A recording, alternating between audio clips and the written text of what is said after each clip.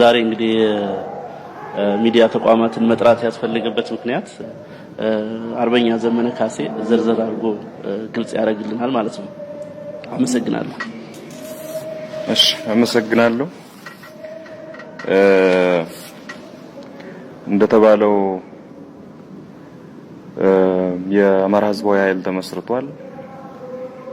ይህ ኃይል እንዲያው በአዲስ ተፈጠረ ከማለት ተመልሶ ተደራጀ ቢባል የበለጠ እውነታው የሚገልጽ አገላለጽ ይመስለኛል። ዞሮ ዞሮ የተፈጠረው አደረጃጀት በግልጽ ቋንቋ መቀመጥ ያለበት የፋኖ አደረጃጀት ነው። የአማራ ህዝባዊ ኃይል የተባለ የፋኖ አደረጃጀት ነው የተፈጠረው።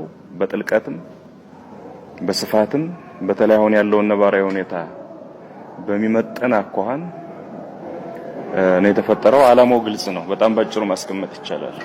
የአማራ ህዝባዊ ኃይል ወይም ፋኖ አደረጃጀት ዋና ዓላማ በቀኝም በግራም ከፊትም ከኋላም የመጣውን የከበበንን ጠላት ማጥፋት ነው፣ መደምሰስ ነው።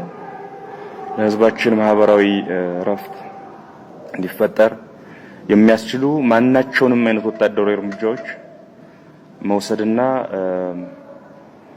ያለፉት 30 ዓመታት የማፈናቀል ህዝብን የማዋረድ በተለይ አማራ ህዝብን የማሸማቀቅ የመግደል ከስብና ካርታ ላይ የመሰረዝ እርምጃዎች ዘመቻዎች ሳይበቁት አሁንም ተመልሶ በህዝባችን ላይ የጥፋት አዋጅ አውጆ የሚያደርገውን ኃይል ለአንዴና ለመጨረሻ ጊዜ ለማጥፋት ነው የአማራ ህዝባዊ ኃይል ብለን የመሰረትን የፋኖ አደረጃጀት የተፈጠረው። ስለዚህ ዓላማው ግልጽ ነው።